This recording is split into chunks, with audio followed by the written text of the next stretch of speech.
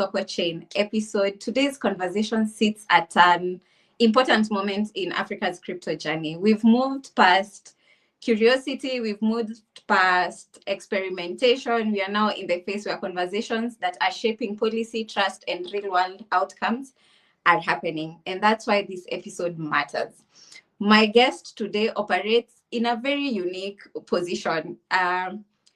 Not as a protocol founder, not as a regulator, but as someone who designs the rooms where these two worlds actually meet. Sheila, the CEO of Chasing Mavericks, the team behind platforms such as Kenya Blockchain and Crypto Conference, and the Stablecoin Summit that is happening across Nairobi and South Africa. But more importantly, she's been very intentional about convening the kind of conversations that don't always make headlines. The closed rooms, the round tables, the hard discussions about regulation, adoption, and responsibility within the crypto ecosystem. This episode is not about hype. It's about what happens when an ecosystem grows up. It's about who gets invited into the rooms and what gets said when the cameras are off, and how Africa's crypto journey is being shaped, not by noise, but by the quality of the conversations we are willing to have. So let's invite our guest on stage and let's get into it. Thank you so much. Thank you so much for that comprehensive introduction. Thank you. I don't think there's anyone who has interacted with the Kenyan ecosystem and they don't know who Sheila Waswa is, because if it's not through KBCC, it's through one of the roundtable discussions that you've organized. If it's not through that, it's through the stablecoin conference that happened in South Africa, and recently, just last week on Friday, that happened in Nairobi. So in one way or another, if you're within the ecosystem, you've definitely interacted with Sheila Waswa or anyone from Chasing Mavericks. And if you know anyone from Chasing Mavericks, you know their events are events where you get in and you live with value. So those are some of the conversations we'll be having today, from KBCC to stablecoins to everything that we've mentioned, from regulation to adoption. So, well, Sheila, how have you been?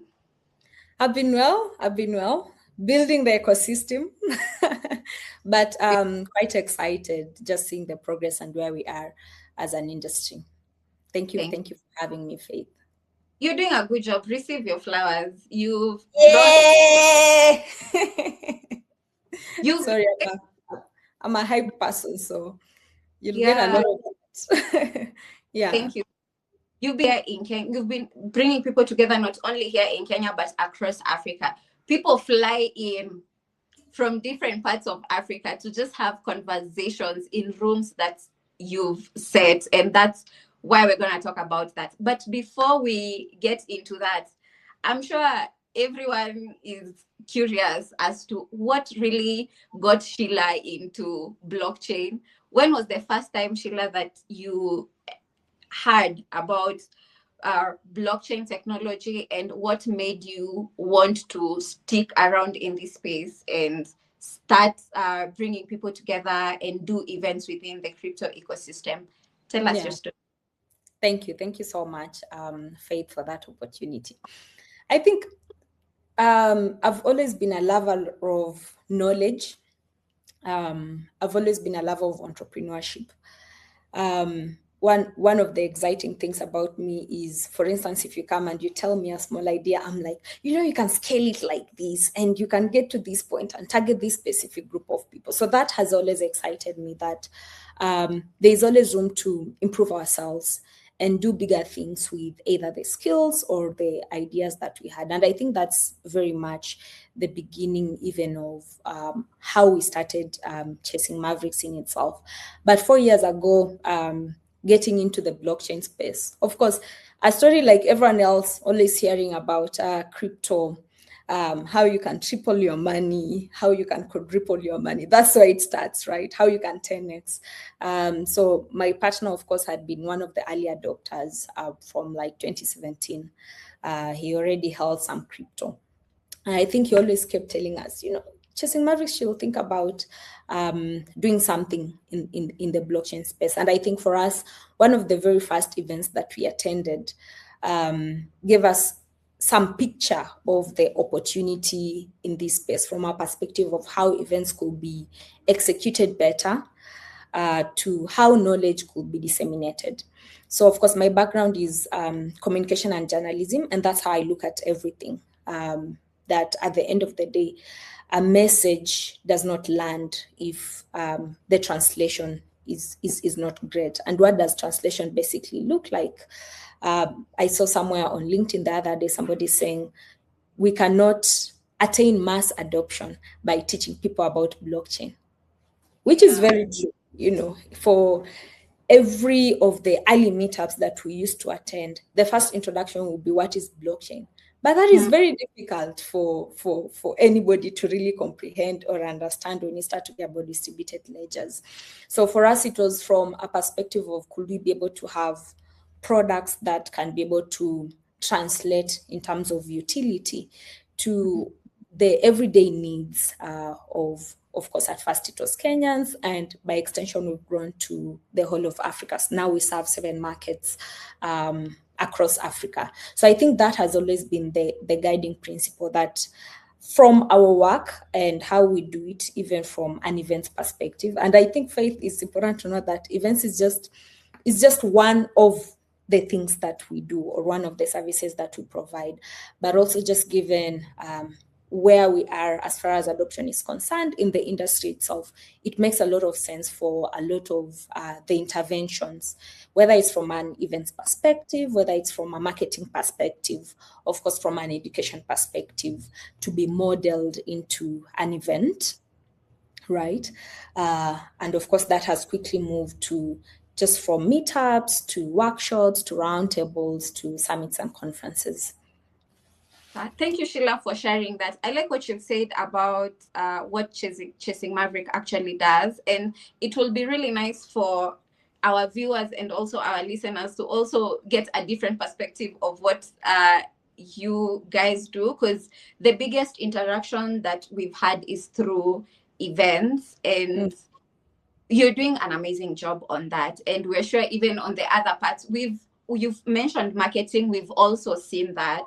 Only that what majorly we know you for is events, but we're hoping to, as adoption goes, as you've said, right now you're focused on events because that's the phase we're in as an ecosystem. But as we grow and we're really seeing that growth, then you will morph into the other areas of expertise that Chasing Maverick has, and we will be able to see it together with you guys.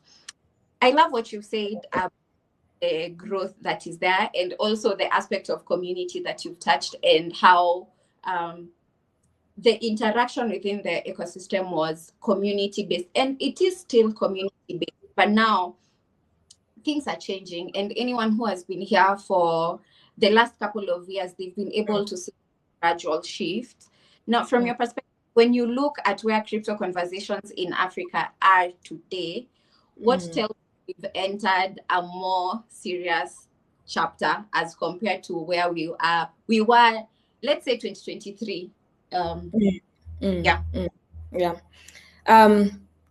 I think, just borrowing, for instance, from the Nairobi Stablecoin conference that we had last week on Friday, you can be able to see, and Faith, you're one of the attendees. I don't know from where you're seated how many people you knew or that were strangers to you based off all the other industry meetups and conferences that we've had.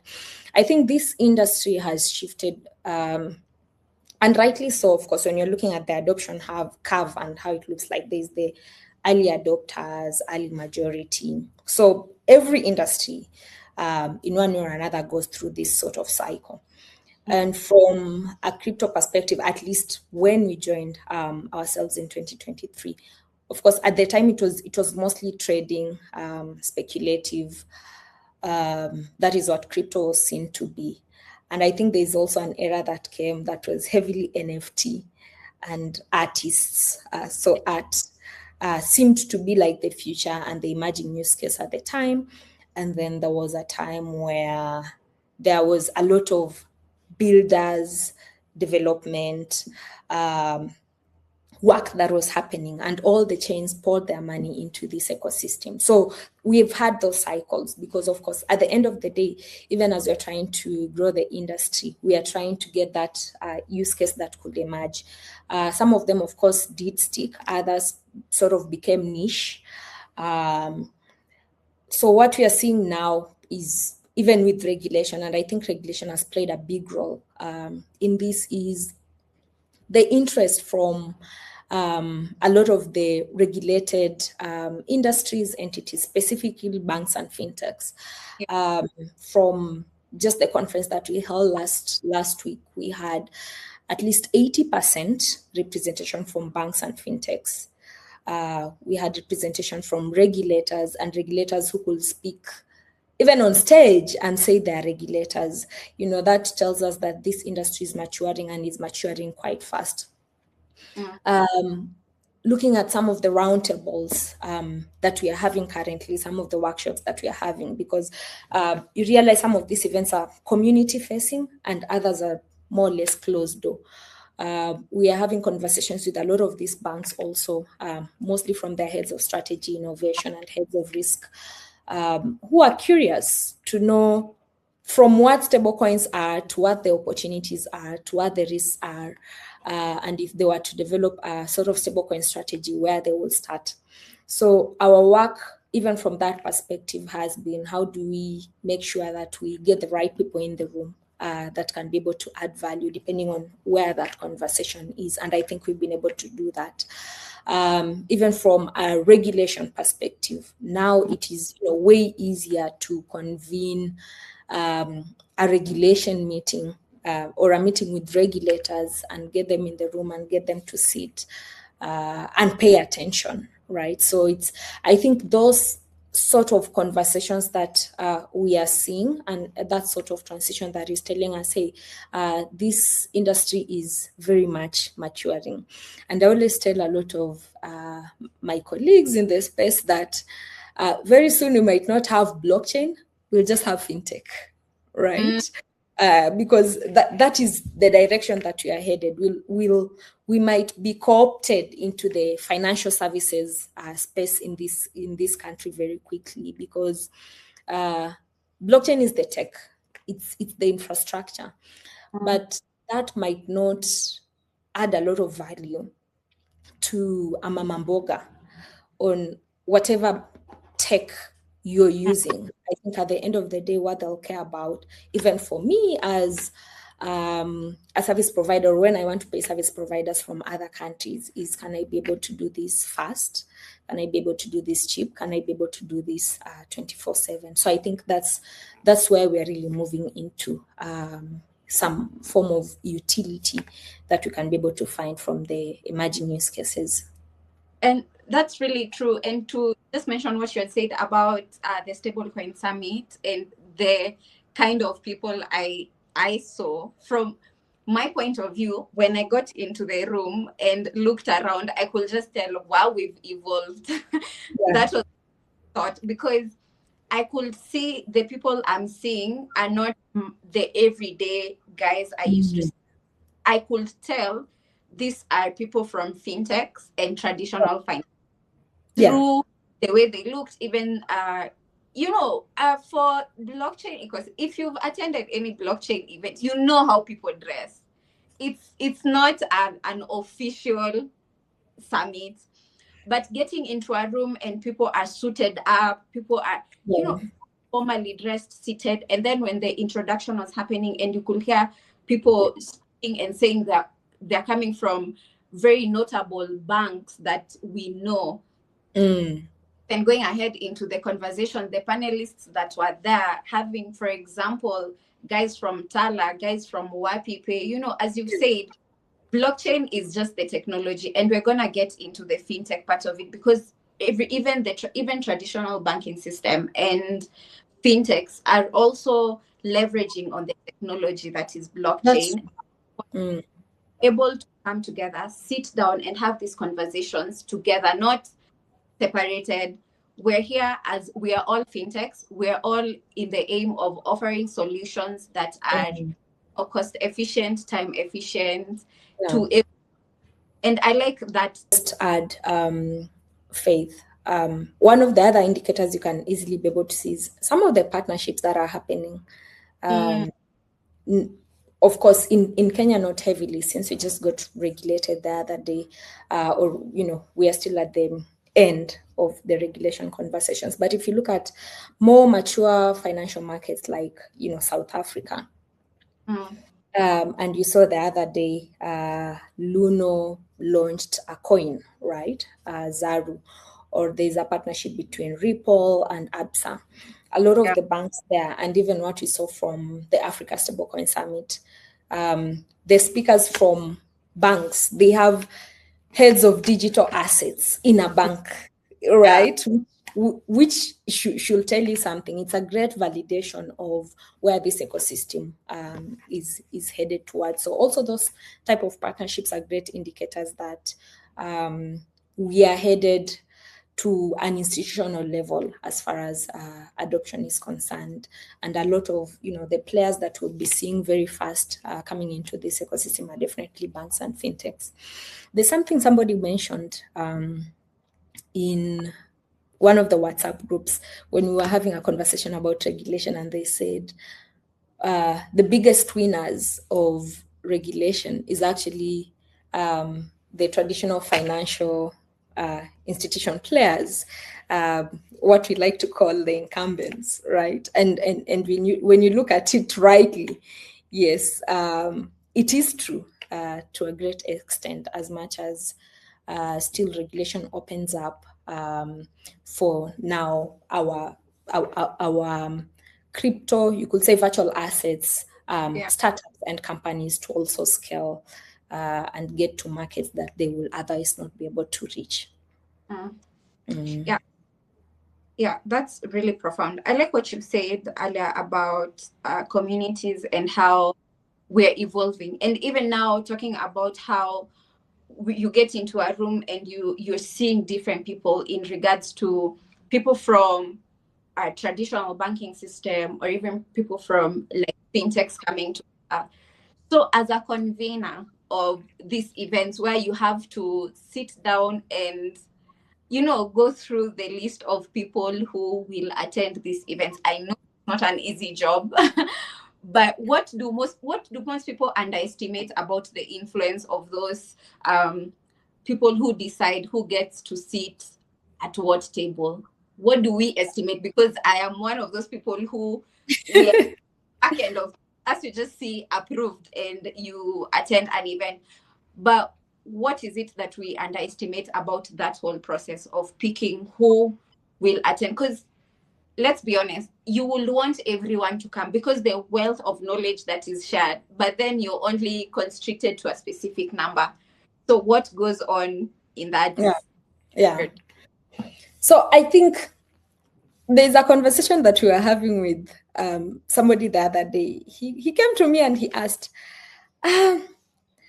organizing events must be very interesting because don't you just get food and book water in a hotel and get people to attend?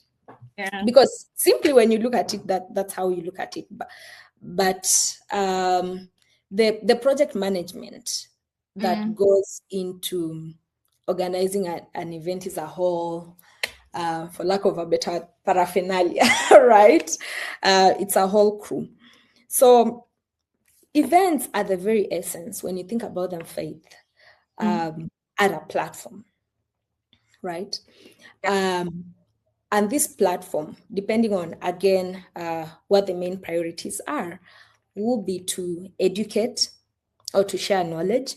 So then that means, even from a perspective of the speakers that you bring in the room, there must be guys who sort of have some domain expertise. So that is one. Of course, depending again on what sort of event that is. There is the networking bit. And the networking bit, when you're thinking about it, you don't want to be seated next to somebody who adds absolutely no value in your life or in your career. And you can't be blank like that also, but thinking about it from the perspective of, if I'm a fintech, chances are I'm coming to here to meet banks. I'm coming here to meet infrastructure providers, right? I'm coming here to meet operators in the virtual asset space in Kenya or in Africa. Those are the people who add the most value to me. So that is the next person that you want to be seated next to.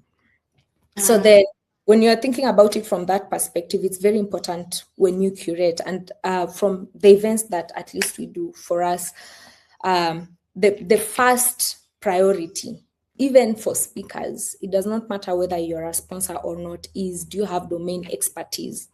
Because you don't be in a situation where we are putting you in a panel of infrastructure providers and you're not one, simply because you want the visibility because you are a sponsor. We don't do that at all. And of course, the main goal at the end of the day is to be able to add value. That when you come and you sit in any of our convenings, do you learn anything new? Do you learn about some of the trends? Because events have been some of the best places to get to learn what are some of the trends in the market, right? As people get to share. Do you get to meet a potential VC, a potential founder, a potential partner? And it's always exciting that for a lot of our events, again, you'll see 2-3 weeks later, I found a job, or somebody's working at a company X, and these guys met at so-and-so conference, right? Or they have this partnership they're announcing on LinkedIn, and you can be able to tell very clearly that they did that. But also bigger than that, because you realize an event has different aspects, and it needs to meet the needs, business goals, of course, of different partners. So there are those ones who just wanted rich brand visibility. They wanted access to a market. So then their goal will be a bit different. It might be to get people to download their app, right? Yeah. So then you have to then ensure that you get the right people in the room who can be able to download that app. So I think for us, what we try to balance is those interests. Can you be able to get value? Can you be able to get knowledge? Can you network with the right people? But also at the end of the day, depending on what your business goals are, can you be able to meet them? If it's apps, downloads, can you be able to get the downloads? If it's visibility, can you be able to get that through the platform that we provide? For others, it's mostly just connection. So we have guys who come and say, I want you to organize for me a meeting with company XYW. That's our who make sure that happens. So sort of that bridge, whether it's between institutions to institutions, it's regulators to institutions, it's institutions to markets, we are able to do that. I think, Faith, while I'm even still on this topic, the other thing that is very important, it's a bit outside the question that you've asked, is in terms of our services. Of course, education is one of them, and that is really key. Marketing is another, and I think we've done a lot of marketing activities. We don't shout a lot about it, but we do a lot of marketing activities. The other day, we were with one of our clients trying to onboard them to use one of the stablecoins. Of course, we know the dominant stablecoin here, USDT, in the areas of ECL, areas of CBD, and we got more than 1,000 merchants onboarded. That is a show of what adoption looks like, even from that perspective, and the sort of marketing that we do in this space. I think the other thing is PR and media, and this a lot of people don't know about, but a lot of the media interviews, the news features that you see online around blockchain in Kenya, chances are we are the ones who've organized for that. So we have connections with all these media houses, and we ensure that education, even from that perspective, could be spread, especially to masses. And then, of course, from a regulation and lobbying perspective, we convene a lot of these meetings between institutions and regulators to ensure that there's also understanding even before regulation. And I think we are doing pretty well in terms of progress on regulation. It's a great start. Yeah, that's good. We will talk on regulation as we progress, but I like what you've said, and you're doing an amazing job, and we are seeing it. Even the ones that you do not amplify as much, including the media, are we've seen a lot of what goes around through LinkedIn or even mainstream media, the interviews and all of that. Also, that thing. Also, even the convening of people when regulation was happening, of bringing people, bringing regulators together, bringing ecosystem builders together to just come discussion on how to move this innovation forward. We have seen that, and as I said, receive your flowers for doing that. And it means our marketer is doing a great job. Thank you. Yeah. The other thing you said about value, I'd like to echo that and say, for me, when I attended KBCC first edition, I was relatively new into the blockchain ecosystem. And tell you, when I was sitting there, I was just Googling everything and everyone who was in the panel to just understand. Then I'm just, hey, why do these people know all of this and I don't? Because, you know, it sounds very foreign if it's your first time listening. And you know, when you're looking at the people to have a certain discussion in a panel, you pick people who have expertise in different areas.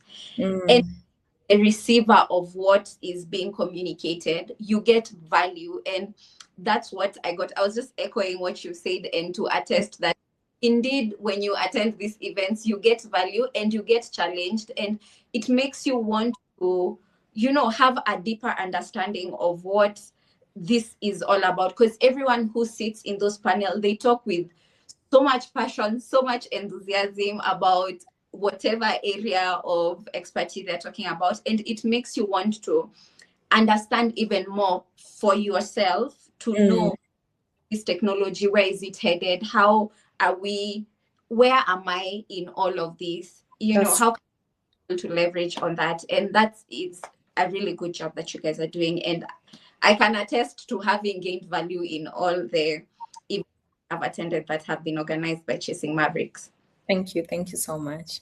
You mentioned about stablecoins. Let's get into the conversation. That this is the conversation that is hitting the waves this season. I think it's the stablecoin season. It has been since, I think, the better part of last year. Yes. Yeah. That's also come, and we will also talk about the KBCC and the whole centralization of, because the whole event is centered this season about stablecoins. So we will also. But before we get to that, I just want you to tell me, when do you think stablecoins became like a really, like that shift came and the conversation started happening to a point of Chasing Maverick last year organizing a stablecoin summit in South Africa? Because as it was conversation that had been there, but it really picked momentum the better half of last year, and we are seeing that trajectory moving into 2026. Yeah. So when did that wave start, and what are your thoughts about these conversations and the urgency of us having these conversations at such a timely season as this? Yeah. I think I'd say from my perspective, it might have been after the Genius Act of 2025. I think just Trump, the president of USA, being at the forefront and sort of certifying this or putting his stamp on this was a great indicator for the whole world. So that from that, people started paying attention. And then, of course, we had a lot of entrants, especially the legacy brands, the likes of BlackRock, and people are like, this is interesting. We need to think about it. But if you also think about it from an Africa perspective, the indicator, I think, was a good push towards some of the cross-border challenges that we've been having here from a payments perspective. And I'm excited that that's the conversation that we are having now. And it's moving quickly, even if you look at the stablecoin space itself, because before, as you'd say, the virtual assets ecosystem, we've been sort of working outside, the rest of the world. We were in the decentralized world, right, so to say. But that has quickly changed because we've realized we need access to these markets, we need access to some infrastructure. Sometimes it's access to credibility that a lot of these legacy brands already have, and we need to tap into that, right? So we've quickly moved to collaborations, we've quickly moved to partnerships, and working with a lot of the fintechs, a lot of the banks in order to scale. And that way, of course, it also makes a lot of business sense. Yeah. I think, of course, when you think about it from a stablecoin perspective and why it has emerged as a big use case, you think about some of the challenges that we have as far as remittance is concerned in Africa. I saw some data, I'm not sure where it was from, and they're talking about cross-border payments in Africa being one of the most expensive in the world. And that's something to say. But then even country to country, because Africa, is not a country at the end of the day. There are some priority areas that might be priority areas for us. They might not be for Nigeria. They might not be for South Africa. So if you're looking at just the major markets in Africa, and then also thinking about it from a perspective of even in terms of the maturity of the financial markets in these different countries, we are a bit different. South Africa is way mature. It's heavily card. Kenya is, mobile payments. That's 90% of the population using M-Pesa, for instance. And then there's Nigeria that's a bit more cash.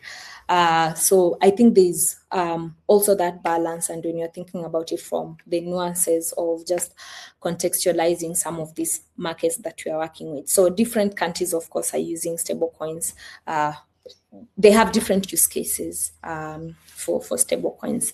But I think generally, if you're thinking about it, it's the benefits that stablecoins has, right, that people are jumping towards. Depending again on what institution or what industry that is. We talk a lot about banks, we talk a lot about fintechs, but even when you're thinking about other industries, sort of, we call them fintech adjacent industries. They in one or another depend on fintech for them to deliver their services. So think about horticulture, export, import, think about large enterprises that need to pay cross-border.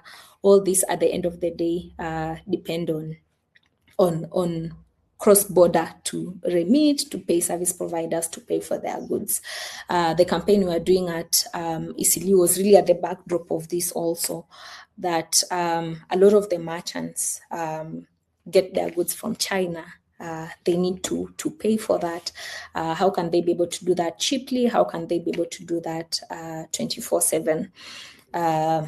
And stablecoins is mostly the answer to that. So I think that's where we are headed. We are seeing a lot of products and a lot of companies in Kenya, for instance, that have come up to fill that gap, and they are doing really well. We can only hope that in this next phase, especially with the regulation, that we scale more and more, and maybe have somebody told me that they're not trying to be a unicorn, they're trying to be a camel. So hopefully have a camel from the virtual asset space.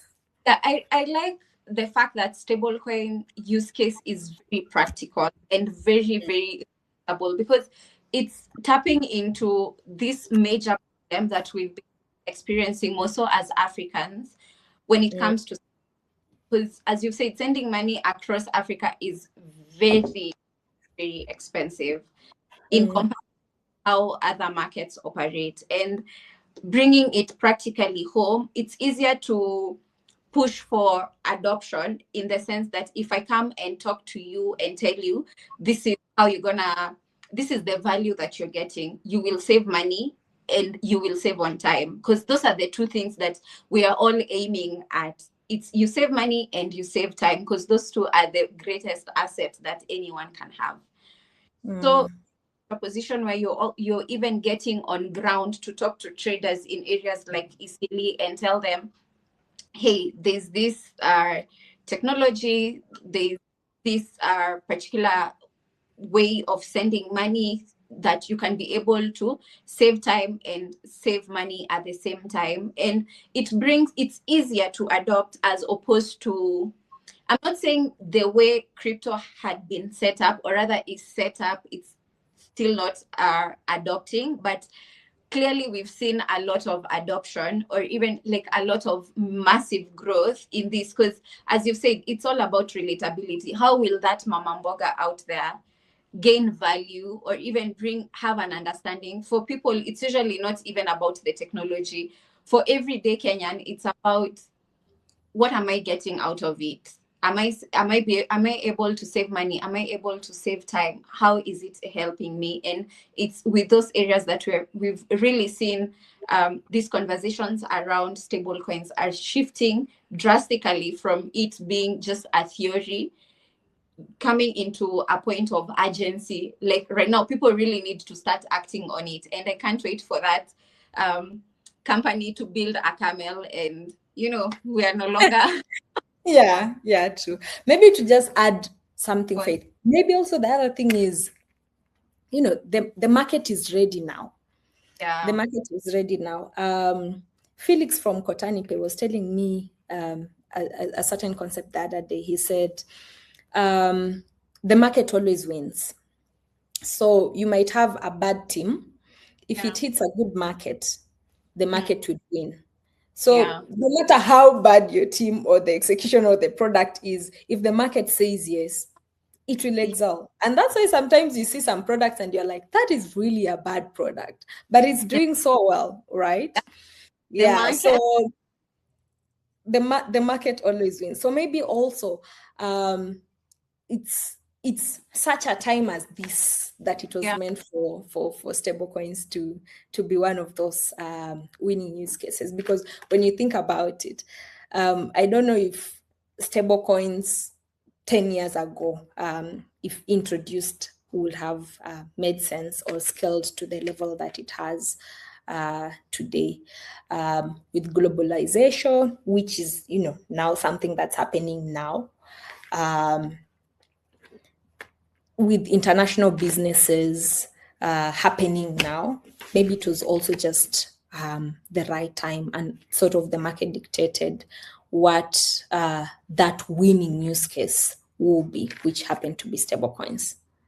It certainly is the right time. We are operating in a global village, and cross-border payment is happening whether we want it or not, and it's happening at a than it was happening, let's say, 10 years ago, and that's why such a is skyrocketing, and we just know and pray that it continues, because it's for the benefit of everyone who is interacting with it. Now, Sheila, from where you sit, what are some of the risks that will emerge when stablecoins are misunderstood within, the borders of crypto regulation? I think that's a very loaded. It's a very loaded question. So I think when you're talking about risk, and I saw this conversation, I think in one of the conferences, again, I get a lot of knowledge from just listening to the conferences and also the workshops that we convene. They were saying it's not just the companies that handle virtual assets that are at risk of, the risk associated with virtual assets. You might be a bank, but if a bank is hacked, a lot of that money is channeled through crypto, for instance. You might be a fintech. If somebody does some fraudster jobs, or it is money laundering, that money is channeled through crypto. So in one or another, all of us are at risk, even from a fintech, a bank perspective, of interacting with what you might be able to say is illegal activity that could be channeled through stablecoins. But I think from a regulation perspective, I think it differs from one jurisdiction to another. I know, for instance, the US has categorized crypto stablecoins as an asset. So then you get capital gains from it. So that's, very different.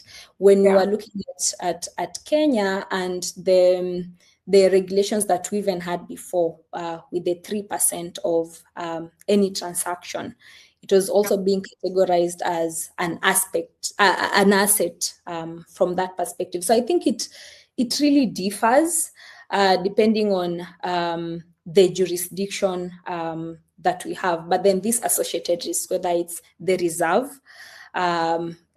reserve backing is very important. So then institutions or regulators need to look at that, so that when you say it's 1-to-1 to the Kenyan shilling, we have a Kenyan stablecoin, then the reserve also has to be backed by that, and regulators have to ensure that that happens, which does not happen when you're thinking about other tokens or other coins. So I think definitely that's one of them. Of course, there have been also conversations around what financial sovereignty looks like if you are having a private entity issuing stablecoins in this case, of course. And somebody was telling me, was giving me a difference and saying there's a difference between money and currency. Currency is what has been detonated by the government. So that will be your KES. In this case, stablecoins would not be considered currency because they're not detonated by the government. So then I think there's also challenges around what sovereignty looks like, how much stablecoins is in circulation, and it's backed by how much in the reserve, and what sort of that algorithm looks like, so that to ensure that we don't have more than what is circulating or more than what is, in the reserve, to just ensure that there is a balance. That's quite. I like how when you listen to, even with how you started with saying the question was very loaded, and true to that, because when you look at the risks involved with such an area of adoption as stable coins, you from even reserves, you might look at something and you think, oh, it's such an easy way of easing into it or getting it into the market, and but when you sit back or when you listen to conversations and you hear all the nitty-gritties that usually go into something for it to to scale or even to gain operations and to kickstart, then it's wonder. Because even there's this video I was just trying to break down what stable coins is, and just trying to bring it very, very close to home was even of M-Pesa, and looking at M-Pesa as a stable coin, in the sense that for every transaction that you do, or even for any amount that you have on your phone, there has to be a reserve somewhere. M-Pesa if you have 1,000 Kenya shillings on your M-Pesa, there's a 1,000 sitting somewhere. Exactly. Somewhere. The same way when you go to withdraw money in an M-Pesa shop, that particular float, there's equally, it's just having an understanding. It's through conversations like this and making people understand what this is and what are the risks involved. Not at stable coins as just something out there. There's a lot that goes into it. As much as for everyday trader, what we usually see is my money has moved from point A to point B. That's true. And it works. And what a wow, let me now move to this mode of payment. But understanding those risks more so around the areas of reserve, because this is where you might find people lose their money for lack of understanding, or somebody will want to open or even start their own stablecoin business, but without understanding that for every money that is in circulation, for any amount that is in circulation, you need to have a reserve of that. And that's, Okay. Yeah. I think also to add on, one of the risks will be it's an expensive venture. Because yeah, you need to have 1:1 of everything. Exactly. So I think it's really just if regulators apply the wrong framework, you assume, for instance, stablecoins are like all the other tokens. Yeah. They are speculative assets, right? So then you apply the wrong framework, or you generalize, which then means that you forget now all these underlying details. Yeah. I like what you mentioned about part of what Chasing Maverick is doing is education, and also from the stablecoin conference last week, one of having left that conference, if I could say, it was education and trust. Those are the major words that were being passed around across the different panels that were talking. And when it comes to education, what are your thoughts, and how can we be able to, because you've mentioned one, it's regulators understanding that stablecoins are not like the other crypto assets. They're not. So where you sit, what would you say is the role of education, not only to regulators, though it really plays a key part to regulators because they're the ones who will set this trend. And we are seeing it's through regulation that we've seen the doors open to a lot of more people considering this area as a venture, but not only to regulators, but even to everyday users, because what is innovation and regulation without users? So from where you sit, what is the importance of education when it comes to pushing for proper adoption of I think maybe also to just mention before I go into that, is that we always walk around assuming regulators don't know what they're doing, which is it's very wrong. Some of the guys, for instance, who even drafted the vast act that we have right now, and some of the people who worked on that regulation are some of the smartest guys in their domain. So I think that's one thing we should always remember. I think we see a lot of conversations, people saying, oh, these regulators, they don't know what they are. Yes, they might not have domain expertise, but they're really sharp. They're not stupid at all. So that's definitely something that is very important, and rightly so. You have your domain expertise, they have theirs, right? From that perspective. But to just bring it home, I think education is extremely important. It just depends on how you look at it. One of the terms that was introduced during last week's conference was translation. So there's education and then there's translation, right? Which will be, how can that messaging be simplified to relatable terms? So that if you're speaking to me about, say, stablecoins from a cross-border perspective, tell me I can be able to pay my service provider in Ethiopia in a second under $1, and I've sent probably 1 million Kenya shillings. That I will understand. That's a language that I'll understand. So I think education, of course, comes in different ways. There's education to communities, there's education to markets, there's education that could be done through media, which, just in terms of the structure itself is a bit different. There's, of course, the meetups, the conferences, the forums, there's the workshops, the closed-door meetings that we have. But at the end of the day, the goal has to be understanding. How do we get to a point where we understand the subject matter a little bit better? How do we get to a point where we get to listen to experts and be able to borrow from their experiences to make decisions? And when you think about it, that is basically what has moved this market to where we are right now. It has moved this industry to where we are right now. I was listening to again, I'll always refer to conferences and maybe podcasts because that's what I listen to a lot.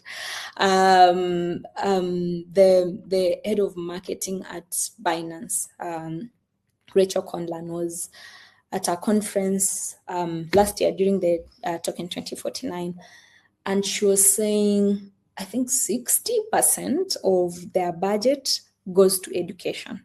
And you can rightly see it from, for instance, a lot of the work that Binance has done here in Kenya and across Africa. It's just the normal meetups, but at the end of the day, you go and you learn how to trade. Of course, at the time, it was mostly trading, and then again, based off who the target audience is, how to be a merchant. You learn such simple things, and at the end of the day, they aggregate into something bigger, and that is what will move volumes at the end of the day. Bybit last year also did a session for content creators. Again, very important, because these are influencers who have reach, right? So if you teach one, you are basically teaching them, and there are 100,000 influencers by extension. So that is what, if you think about it comprehensively, will lead to mass adoption to a great extent. But then translation has to be there. It has to be that this is relatable to me, so that I can see why I need to use this product. I think the other big part that has made mass adoption easier from even an education perspective is just building products that are usable. And I think, Faith, you've been in this space, and we've had eras where the product is so complex, even for you as a lady in the blockchain space. So then it cannot be any easier for anyone else who is outside this ecosystem. So products that are not complex, very simple to use, have also made it very easy to mass adopt. Because instead of me going to an app where I need to fill, sometimes you're filling details for 20 minutes, right? What's your PO box? What's your SWIFT code? What's, your bank details, all that. If you compare that to some of the products that we have right now, when you need to, for instance, pay somebody across border, they're way simpler. And I think these are some of the marks that we need to tick, or the boxes that we need to check for us to get to mass adoption. So we are doing well so far. Of course, with a lot of the partners that we're even working with in the ecosystem, and the conversations that they're already having with other players across different industries, I think we can only grow bigger. Yeah, true.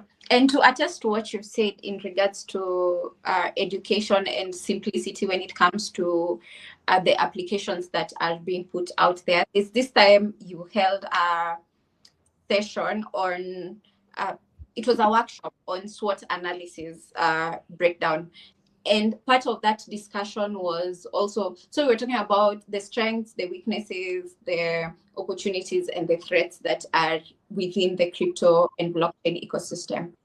And I think, I don't know if it was on opportunities or threats, and that conversation on building simple products. By simple products, I mean zero complex when it comes to the UI. A user just wants to know, where do I click to send money? Where do I click to receive money? Where do I click to, buy or sell, if it's a platform that enables one to do exchange with other, like exchange one asset to the other asset.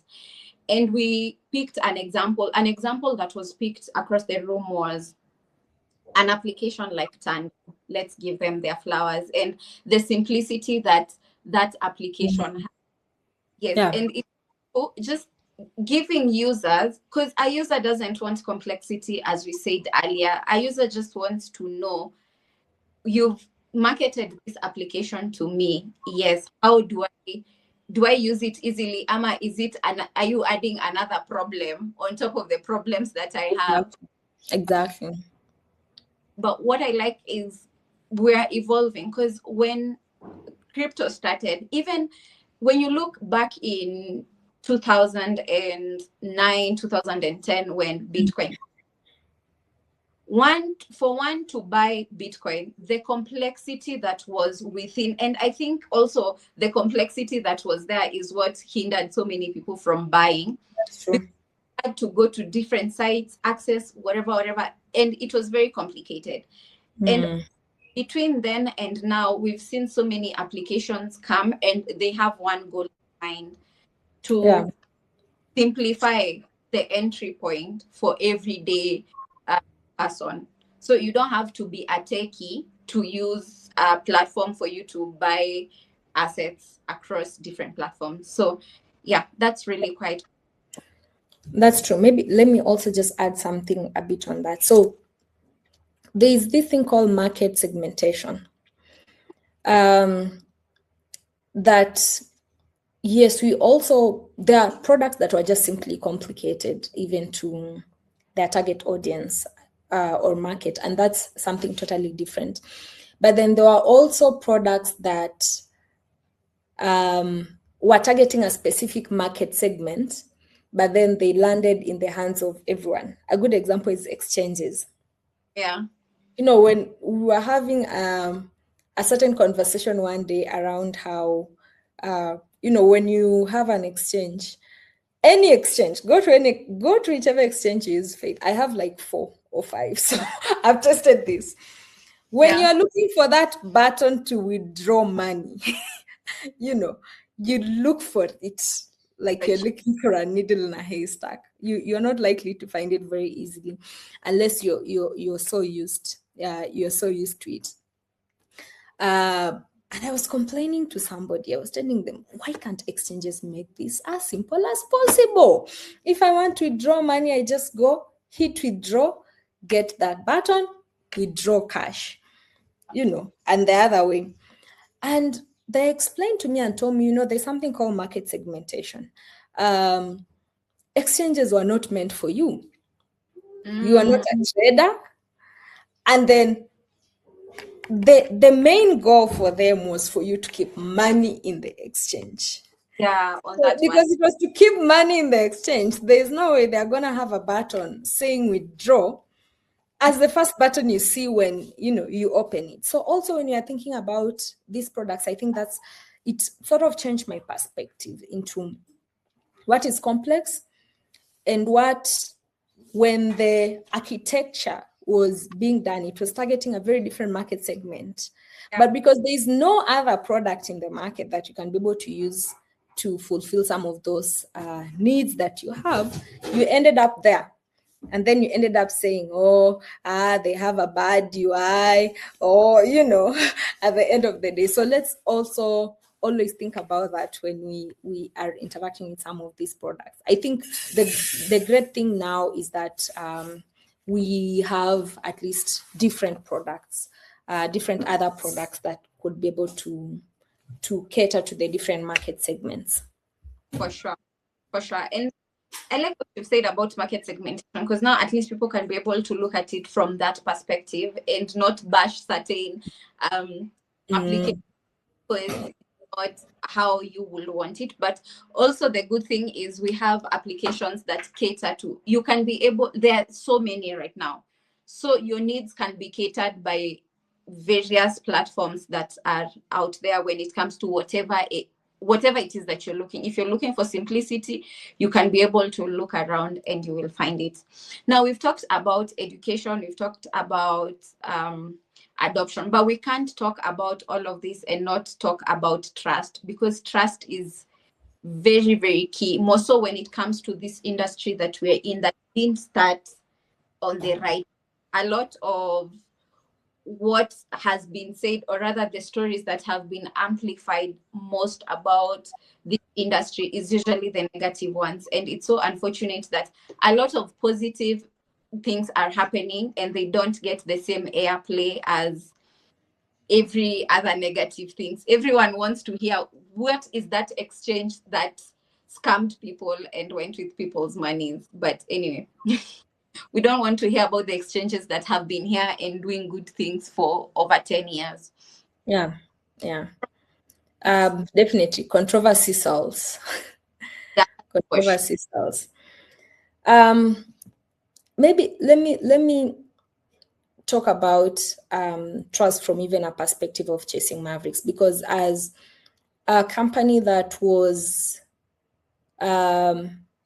just blockchain focused, right? A lot of our activities around blockchain are around crypto.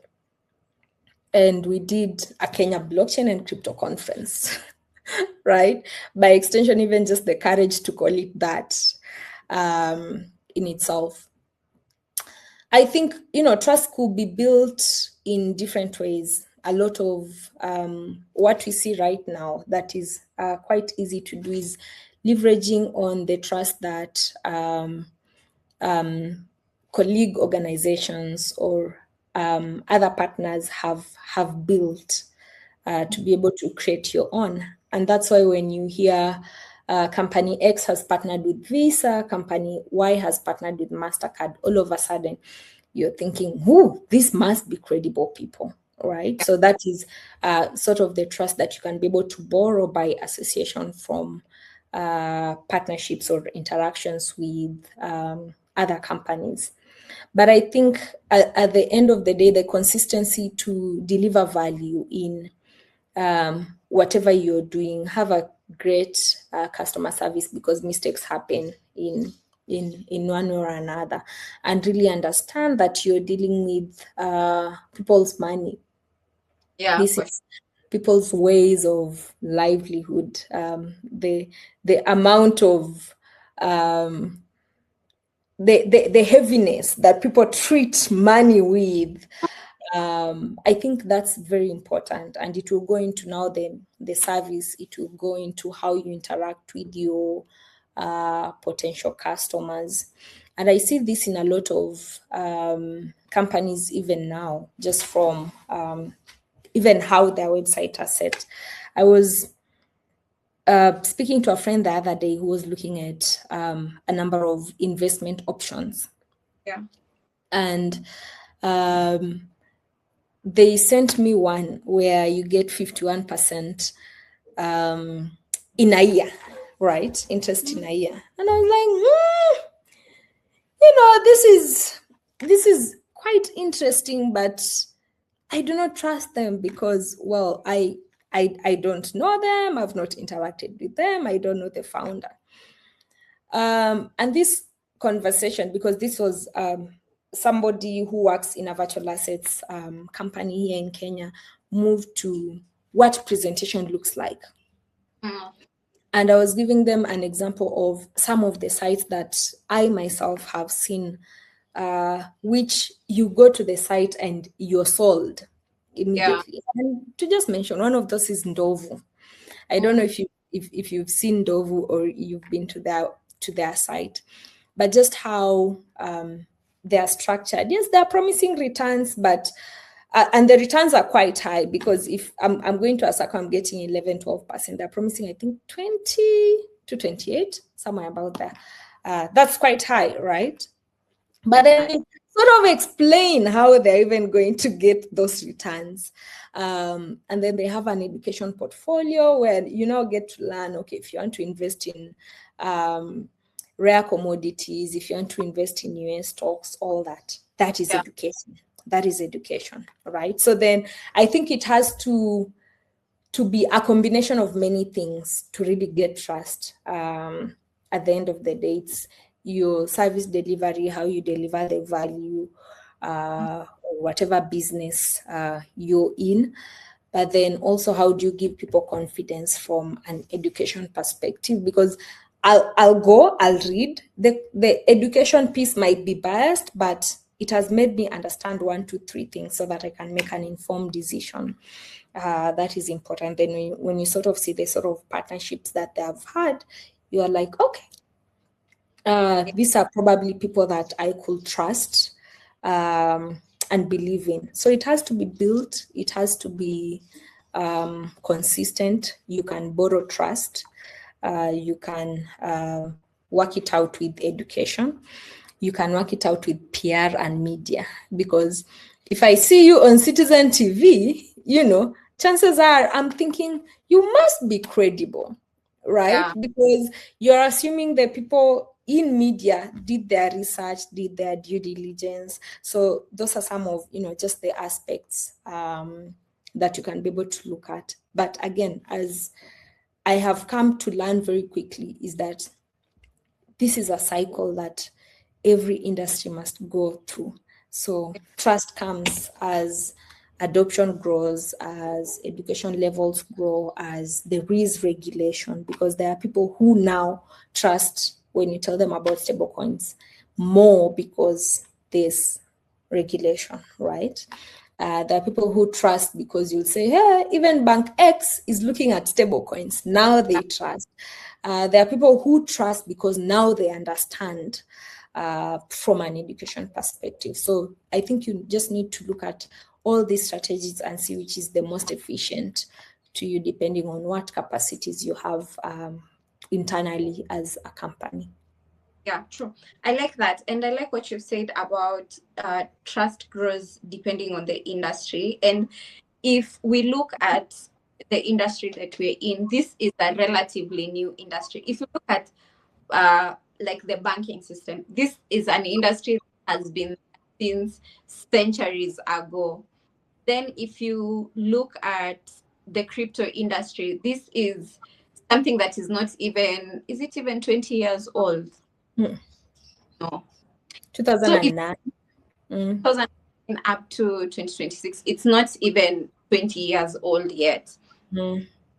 Relatively new as compared to other industry. And whatever the flaws that are usually picked here and there and amplified, these are flaws that are also there in other financial industry. It's just that they are not as amplified as here. And I like also what you've said in terms of borrowing trust and linking up with people in terms of like borrowing and associating yourself with other credible institutions. And part of the massive growth we're seeing in crypto adoption right now, it's because of institutional adoption, starting with the likes of BlackRock in the US, and also just the US government passing the Genius Act. That's an adoption at the governmental level. Then you come to BlackRock. That's an institution adoption when it comes to banking sector. Then when you come to Kenya and you see now the regulations that have been there, that's also institutional adoption, and we are seeing it, and we're going to see more of it with even other credible banks that we know publicly coming out saying we are accepting crypto transactions. And that will push for adoption, and it will also bring credibility to the ecosystem, and as a result, trust will be built. Now, as we come... Just before that, so that has reminded me, somebody was sharing a story of M-Pesa when they first deposited money into M-Pesa. So they deposited, withdrew, kept it for some time, withdrew, because you have to test. You're like, okay, this money is not here. So where is it? Yeah. And where it is it safe? So you keep looking. And, I think it's the same thing even now when you've invested in a circle. Once in a while, you go check. You're like, is my money still in? So I think it's across all industries. It's just not new to the crypto industry only, or unique to the crypto industry. Yeah, for sure. And what you've said about M-Pesa, sorry, just to piggyback on what you said, yeah, somebody was saying the way when they first did an M-Pesa transaction, it was they never left any balance on M-Pesa. Anytime with your tech completely. But you see right now where we've gotten, people don't walk around with cash anymore. People just have money on M-Pesa because over time, people have come to trust that these are credible. My money is safe. I can leave it there for as long. Yeah, so that's just something else. But as we wind up, I just want you to give us from your perspective how you feel. It's emotions. How you feel about Africa's crypto story being discussed globally sometimes without the African context, because sometimes we're here, we feel like people are discussing our problems and they're trying to offer solutions to our problems without understanding them on ground, because it's us who understand our pain points. So how do you feel about that when you hear our problems are being discussed out there on a global level and we're not being included in these discussions? Yeah. So first, I'll just give an example. Last year, I was in one of these, they call it one of the biggest blockchain events in Africa. Yeah. It was somewhere in Asia. And it was interesting because surprisingly, no one was talking about Africa. Yeah. It was quite disheartening. It was just one of the sessions where Paolo, the CEO of Tether, was speaking, and in his panel, he really focused on Africa. That was so touching. And I could see how that has translated into even the work that Tether is doing in Africa and the focus in Africa and emerging markets. So there's that one aspect where a lot of these conversations are happening, and they're happening without Africa representatives, Africa operators in the panel conversation. So they simply don't. For me, the loss there is we miss an opportunity to talk about Africa and the potential that Africa has on world stages, which is really important. But then there's also the other aspect of a lot of founders who have businesses in Africa, and these businesses are doing so well, but they don't necessarily live in Africa. And of course, they talk about their work in Africa. Of course, the bigger issue there is misrepresentation. Yeah. And sometimes not being able to contextualize, even from a perspective of Africa is not one country, right? And all these different countries have nuances. So then we need to contextualize into what are the opportunities and risks in Kenya, what are the opportunities and risks in Nigeria, how does the market in South Africa operate, what are the cultural differences. That is definitely important to talk about. I wish, of course, more African operators, and I'm insisting on African operators being represented in a lot of these world stages, because I think that's the only way we can be able to tell our stories, and we can be able to tell it better. So yeah, but I think also something else that maybe this is a good opportunity to speak about is there are also African operators who get an opportunity to speak about Africa in global stages, and they totally misrepresent Africa. Yeah.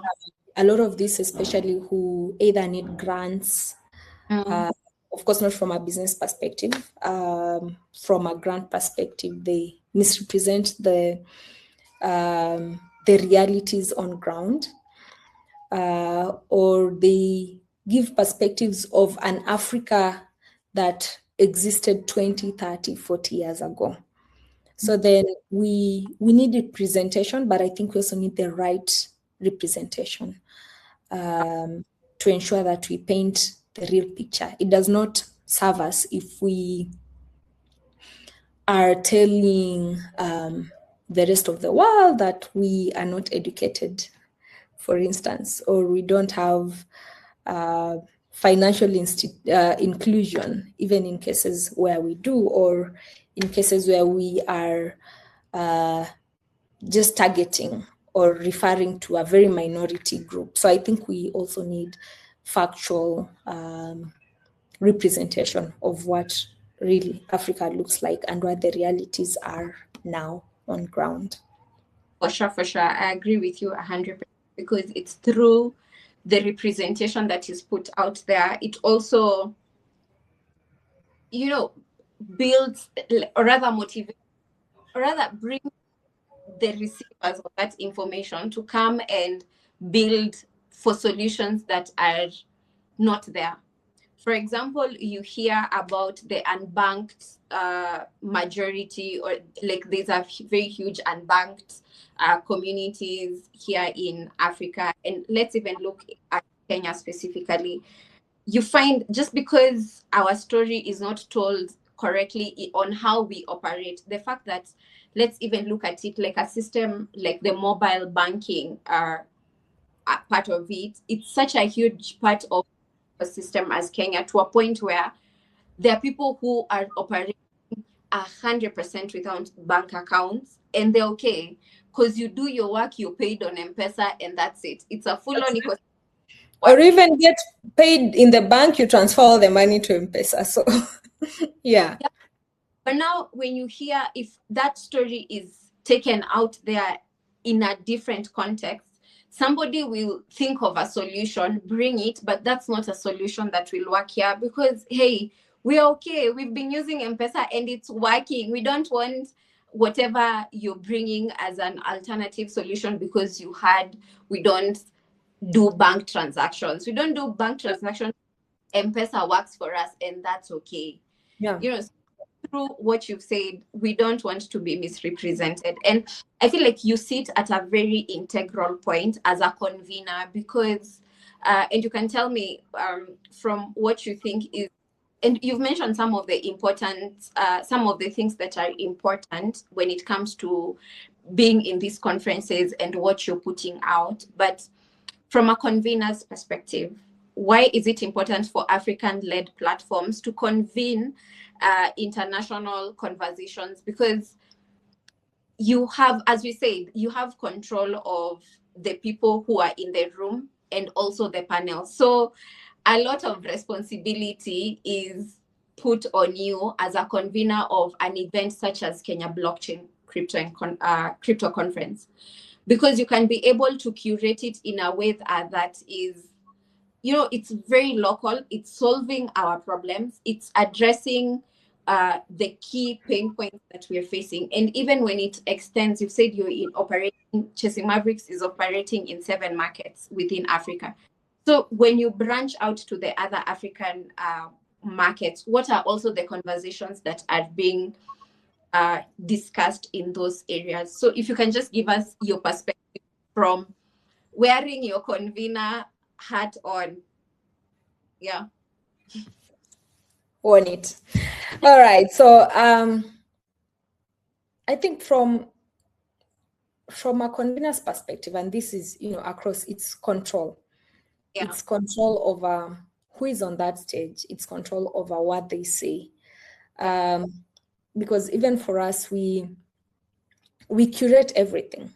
And by creating everything, that means from what the theme is to what the program lineup will look like, to even the questions that these panelists will answer. They're given the questions so that they just prepare themselves along those lines. If you see a lot of, at least not really local, like the ones that are large scale in terms of our conferences, the Kenya Blockchain and Crypto Conference, the Africa Stablecoin Summit, we try to balance very heavily that we have a Kenyan operator, an operator from outside Kenya, and we have a global operator or somebody from outside Africa, because all those perspectives are very important at the end of the day.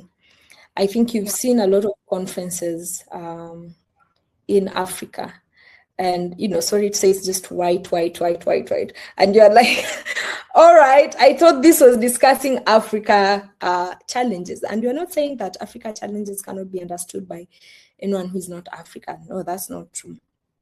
They could be understood by everyone, but I think all perspectives are important at the end of the day, and that is why that that balance is needed. So for us, we always try to balance it in that way. We have somebody local, we have somebody from regional, and then we have somebody outside Africa, because at the end of the day, there's a lot of learning that could be cross-shared across all those categories. So, of course, realizing the responsibility that we have at the front seat to ensure that there is balance in that nature. But I'd like to say, Faith, for us, I think the balance in terms of like regional representation, we are doing quite well. The only balance we've not been able to crack so far is the gender balance, as far as, you know, panels, as far as panels are concerned. And we are still working very heavily towards that. Maybe we'll get there, Vision 2030. But there's been massive improvement, because when the ecosystem started, there were very few women, even in terms of attendance, not even panel point of view. So the attendance was very male dominated.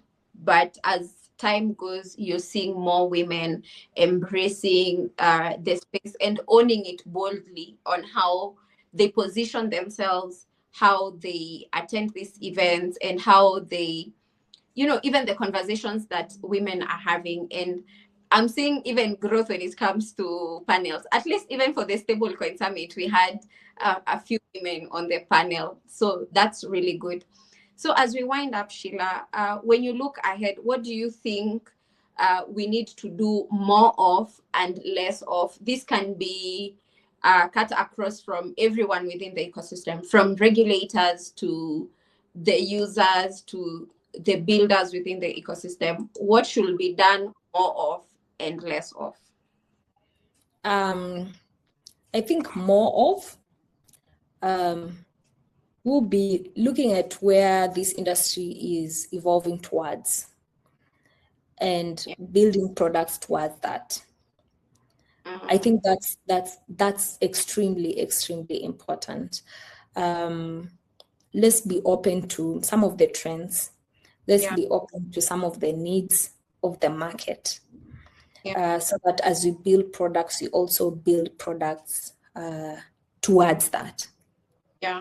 And this is my rally call to basically everyone. You've seen how this ecosystem has been shifting for the past 3 or 4 years. And sometimes we sit and say we still exist up to this point because we've been able to read the signs. We've made sure we are in the right rooms. We see where the direction is headed. And I think that is what we all need to do at the end of the day, so that come tomorrow, if you are a community manager in 2023, 2024, right now you now need to think about being a marketing manager in, you know, any of these companies. That is the direction that we are headed.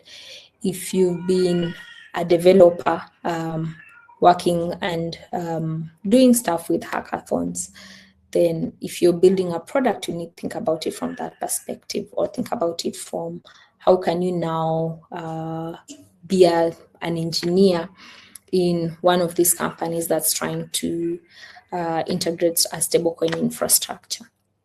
So that's really the direction, because you can even see from a lot of the shifts, not only in the faces, in the personalities that have been there, people coming and going, but also from now more institutional adoption. And that sort of needs or requires a different version of us if we still want to be in the ecosystem. And that version definitely has to be improved. It has to be polished. What we need to stop doing, I'd say one is building the same products. We are duplicating that, right? Every company right now is an API, infrastructure company. I don't know how many of those we need, but I think there's a lot of opportunity, and we need to look into what that opportunity is, so that we sort of diversify and pick specific aspects across that value chain, so that you can decide, I specialize on one part of it and this part of it specifically. So that also goes to just studying this market, studying the environment, and seeing, okay, if all these companies are going to need a stablecoin infrastructure, they might probably need something else. So what is that something else that I can be able to add in terms of value that could keep me in business or could make my business sustainable for the next 5 to 10 years? Yeah. For sure. That's a very good way to wind up our conversation, and very insightful ideas on what to borrow and what not to carry forward as we progress. But for sure, we've come a long way as an ecosystem, and we're definitely going even further. Thank you so much, Sheila, for joining us. Before the final up, where can people find you? Tell us about KBCC 4th edition. Where can we be able to buy the tickets? So Kenya Blockchain and Crypto Conference, this is the 4th edition, happening on 14th and 15th. I think there are details that are not shared this time, but it's going to be large scale in a big way, especially with a lot of government support this year, and a lot of partners, I think, that will add value to not only players in the payment space, but also generally any businesses. Of course, our theme this year is stablecoins, payments, and digital finance. So any fintechs, any banks, fintech adjacent companies, I think this will be an important conversation to have. We are having it also at a very important time, just a day after the Africa French Summit, which will basically be bringing together heads of states from, across Africa. I think from France to the president is likely to come. So at that time, we'll have a lot of influx of a lot of important people into the country. So an opportunity to also meet them at KBCC.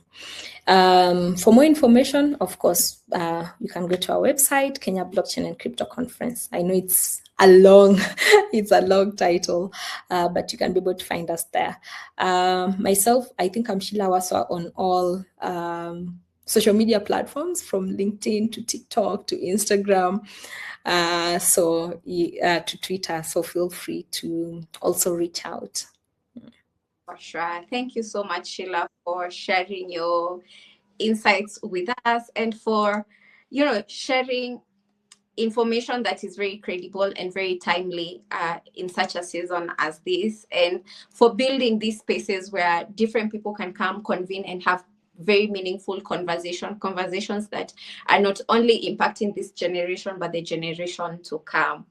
So if you're building within the crypto ecosystem, please pay attention to the rooms that you're entering and the rooms where you're helping to create, because the future of crypto in Africa won't be decided by who speaks the loudest, but it will be decided by who shows up early to have the hard conversations and in the right place. So this has been SokoChain Africa. We'll see you in the next episode.